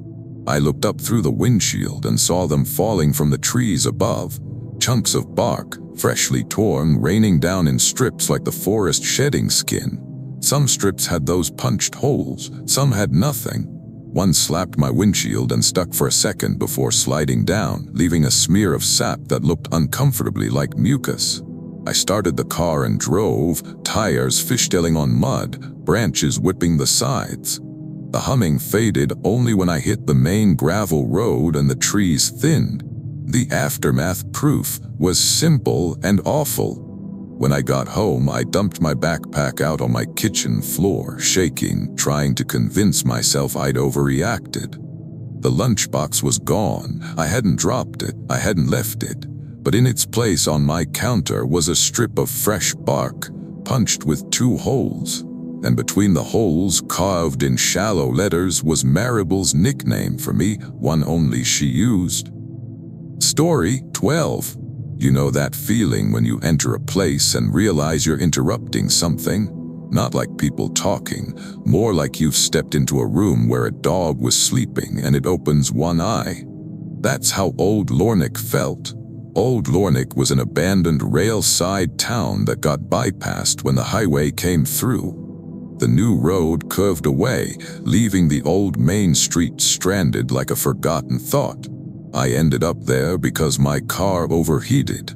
Different trip than Morrow's Junction, different year.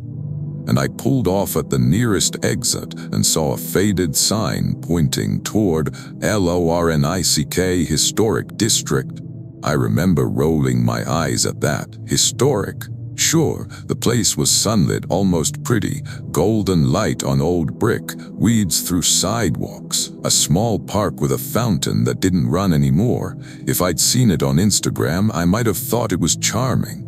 I parked near the park to let my engine cool. I drank warm water and ate half a stale protein bar.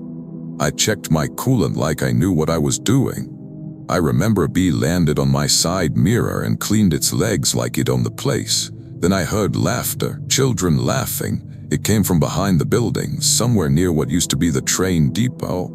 I froze because the town was empty. No cars, no people, no bikes. I told myself it was sound carrying from the highway or from a nearby playground in a real town. Kids, laughter can travel. It can echo off walls in weird ways. That's true, but the laughter wasn't distant. It was right there around the corner, bouncing between brick walls, bright and close. I walked toward it because I'm apparently incapable of leaving mystery alone. I rounded the corner behind an old storefront and saw the depot yard. It was overgrown with tall grass and wildflowers. The old platform was still there, and in the grass, scattered in a wide circle, were toys. Not old sun-bleached toys, new toys, bright plastic, a doll, a toy truck, a jump rope. In the center of the circle sat a small red ball, perfectly still. The laughter stopped as soon as I stepped into view. Silence, then a soft bouncing sound. Thump, thump, thump. The red ball began to bounce on its own, slow and steady, rising and falling in the tall grass without anyone touching it. I stood there staring, mouth dry. I told myself wind could do weird things. Maybe the ground wasn't level. Maybe something beneath it was pushing it up. Maybe it was attached to a string I couldn't see. Then the ball bounced higher, and when it came down, it didn't hit the ground. It hit something invisible, like a child's head. The ball flattened slightly on impact and sprang back up. That was the iconic moment, watching a ball bounce off an unseen body as if invisible children were still playing in the grass. I backed away, heart pounding. The ball continued bouncing, now moving in a slow arc like it was being tossed between players. Then I heard small footsteps in the grass, many of them running, circling.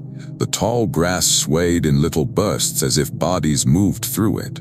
A voice, high, childlike, whispered my name, not called it, whispered it close, right behind me. I spun. Nothing. Another voice whispered, giggling, play with us. The air around me felt suddenly crowded, like I was in the middle of a group I couldn't see. I ran back toward my car, but the path I took in felt different out.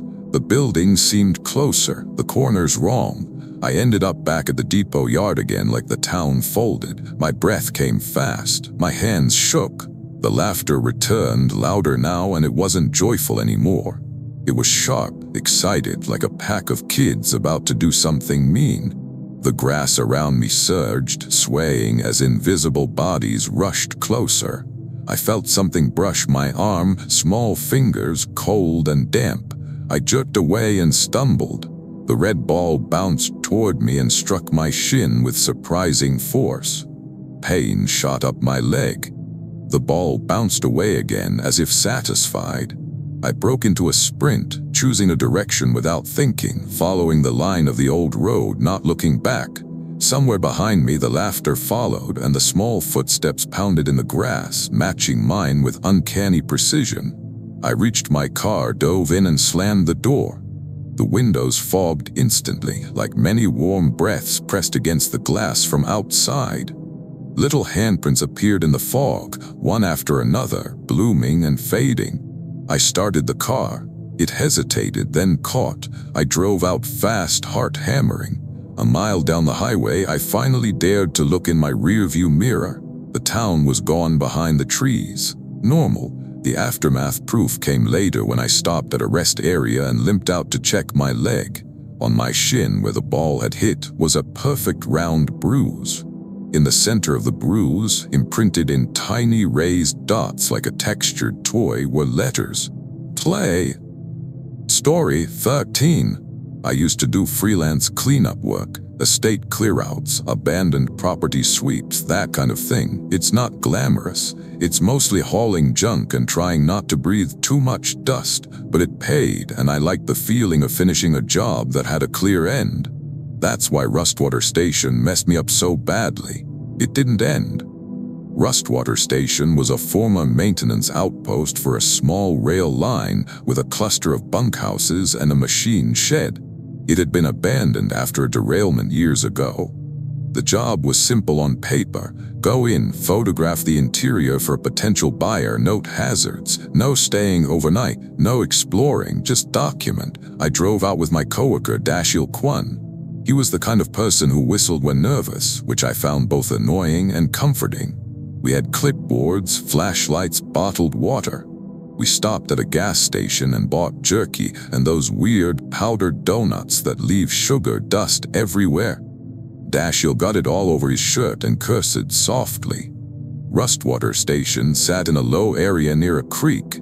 The air smelled like damp metal and old oil. The buildings were squat, stained, and half swallowed by vines. The machine shed door was slightly open, like someone had left in a hurry. We started with the bunkhouse. Inside were old bunks, mattresses collapsed, a mess of personal items, boots, a jacket, a deck of cards fused together. I noted hazards, loose boards, broken glass. Then I found the clock. An old wall clock in the common room, still ticking, not plugged in, no batteries, just ticking. The second hand moved, steady as a heartbeat. I stared at it. Dashil said, "That's creepy," and laughed like he was trying to make it less creepy. I told myself it was a wind-up clock still running down. That's rational. That happens. We moved to the machine shed. Inside was darker, smells stronger, tools hung on walls, a workbench covered in dust. And on the floor, a long line of rust flakes arranged like a trail. Dashil pointed at it. "Someone's been here." I crouched and saw the flakes weren't random. They formed arrows, pointing deeper into the shed. We followed them because curiosity is apparently a disease. The arrows led to a maintenance pit in the floor, an open rectangular hole used to work under rail equipment. A ladder descended into darkness. I shone my flashlight down. At the bottom, the beam caught a smooth, wet surface. Water. The pit was flooded, but not all the way. There was a gap of air between water and ceiling, and floating on the water was a hard hat. Bright yellow, clean, as if placed carefully. Dashiell whispered, "Nope." I agreed. I said, "We're done here."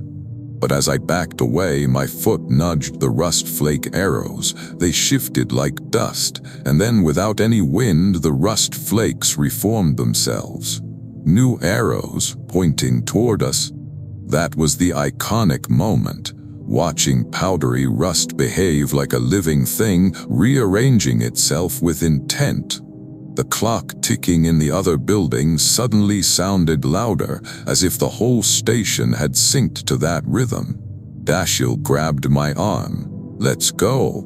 We hurried toward the van, but the path felt wrong. The building seemed slightly shifted, as if the station had rotated while we weren't looking.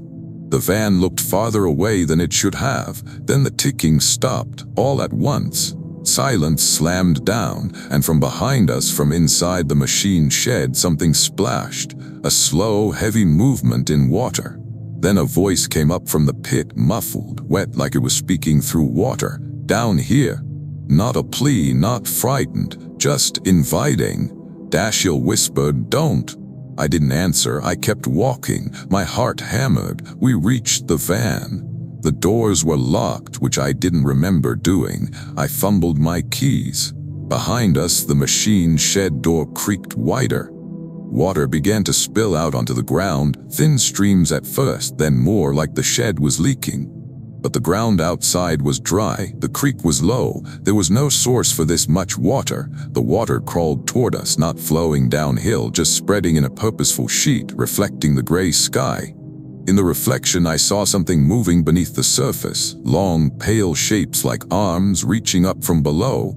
Dashiell yanked the van door open. We scrambled in. I slammed it shut. The water slapped against the tires and then stopped abruptly, as if it had reached a boundary. In the sheet of water around the van, dozens of handprints appeared, pressed from below the surface like something underneath was pushing up.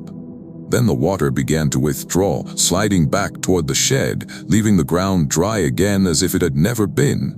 We drove away, tires spinning briefly on gravel that suddenly felt too slick, and didn't stop until we hit a paved road. The aftermath proof showed up later when I downloaded my photos. Most were normal, bunks, tools, debris, but one photo, taken accidentally, a blurred shot of the machine shed entrance, showed something we hadn't seen. In the darkness behind the open pit, just above the waterline, a face floated, not human. Smooth, pale, featureless, except for a mouth stretched too wide, filled with water instead of teeth. And on its head, worn neatly, was the bright yellow hard hat. Story 14. There's an abandoned town out on the coast called Blackdyed, and it's the kind of place you can smell before you see salt, rot, seaweed, and something like old blood that isn't quite blood. The ocean there is loud, always hungry, and the wind never stops moving. It makes everything feel restless. I went because my cousin, Orson Pell, was into storm photography, which was his polite way of saying he chased bad weather like it owed him money. He asked me to come because he didn't like being alone in remote places, which I found funny given his hobby. We drove out as a storm rolled in. The sky was slate gray, the ocean looked like crumpled metal. Orson talked non-stop to keep his nerves down about lenses, exposure, how the humidity messes with equipment. I nodded and pretended I cared. I remember my hoodie zipper was missing a tooth, so it kept snagging. I remember Orson had a bag of sour gummies and kept offering them like candy could ward off weather. Blackdyed's buildings were saltied. Shacks on stilts, a small general store, a dock broken into jagged pieces. Everything leaned as if the wind had been slowly pushing it toward the sea. We parked near the store. The storm wind whipped sand against the van like tiny pellets. The air was cold and wet. Orson was excited, grinning like a kid. "This light is insane," he said, already setting up his tripod. I was less thrilled. The town felt wrong, not spooky wrong, tense, like a beach right before a shark fin breaks the surface. We walked toward the dock because Orson wanted the shot of waves smashing through the broken pilings. I followed, hands in pockets, shoulders hunched. That's when I heard singing. Soft, melodic, carried by wind. It sounded like a lullaby. It came from inside one of the stilt shacks near the water. I stopped.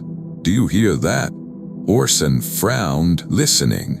Probably whined through boards, but the singing had words. I couldn't make them out, but it was definitely a human cadence. We approached the shack. The door hung open, banging gently. Inside was darkness and the smell of damp wood. Orson shone his flashlight in. The beam caught a table, a chair, fishing nets piled like sleeping snakes, and then it caught the floor. It was covered in wet footprints, not leading in from outside. The sand outside the shack was smooth, windswept, no prints. These prints started in the center of the room and radiated outward like spokes, as if something had stood there and walked in circles. The singing stopped the moment the light hit the floor. Then from beneath the floorboards something knocked, one slow knock, then another, like someone tapping from inside the foundation. Orson whispered, "Maybe someone's trapped under there." That was his rational brain trying to help. Mine tried too. Old animal, loose wood, storm pressure. Then the iconic moment happened. A wet hand slid up between two floorboards, fingers splaying, and the hand was wrong, not in a monster movie way, but in a deeply specific, upsetting way. Its skin was pale and swollen, and tiny barnacles were embedded along the knuckles like jewelry. When the fingers flexed, the barnacles scraped wood with a gritty sound. The hand groped upward as if searching for the flashlight beam. Orson staggered back, breath catching. I grabbed his sleeve and pulled him toward the door. The hand withdrew instantly, as if it had never been. But the knocking below sped up, becoming a rapid series of taps like many hands drumming. From outside, the ocean roared louder, and the wind suddenly carried that lullaby again, except now it sounded closer, as if it was being sung just outside the door. Orson stepped out, flashlight sweeping. "Hello," he called, voice thin. Something answered from the beach, not a person. A shape stood at the edge of the surf, half obscured by blowing sand. It looked like a human silhouette at first, but the proportions were wrong, too tall, shoulders too narrow, neck too long. It raised its arm, and the arm bent in a way arms don't, joint folding backward like a broken hinge. Then it spoke. It used Orson's voice, perfectly. It said, "Come get the shot." Orson froze. His face went slack, like his brain had briefly unplugged. He took one step forward. I yanked him back hard enough to make him stumble. "No," I said, harsh. "No, no." The thing by the surf tilted its head. Sand whipped around it, but it didn't sway in the wind like a person would. It stood too still, like a signpost. The lullaby rose again, now layered with more voices, soft harmonies, too many for one throat. The shack behind us knocked louder, boards vibrating underfoot like something beneath was pressing up. I grabbed Orson's camera bag and shoved it into his arms. Now, we ran. The wind made running hard, sand stinging our faces. Behind us, I heard wet footsteps on wood, as if something was moving under the shack floor, keeping pace with our retreat. We reached the van. Orson fumbled the keys, hands shaking. I slammed my door, locked it, and stared out at the town. The shape at the surf began to move toward us, slow and steady, leaving no footprints in the wet sand. Orson finally started the engine, and the radio turned on by itself, blasting static, and then, briefly, the lullaby, clear as day, sung in Orson's voice. He slapped the radio off, eyes wide, jaw clenched. We backed out fast, tires slipping on wet sand. The town receded in the mirrors, the ocean swallowing the dock. As we hit the main road, Orson suddenly said very quietly, "Did you see its mouth?" I hadn't looked long enough, he swallowed. "It was smiling," he said, "but its teeth were shells."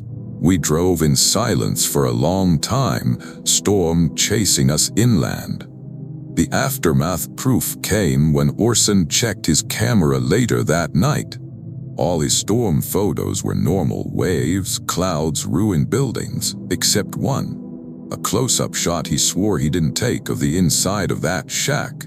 In the center of the floor, between the spokes of wet footprints, was something small and white, a single barnacle freshly torn loose, sitting on dry wood like it had been placed there as a calling card. And beside it, pressed into the dust, was a fingerprint, not ours. A long, pale print with gritty barnacle residue embedded in the ridges. Thanks for watching. If you enjoyed these stories, hit that like button and subscribe for more. Let me know in the comments which story unsettled you most, and share this with your friends who love a good scare. Until next time, stay safe out there.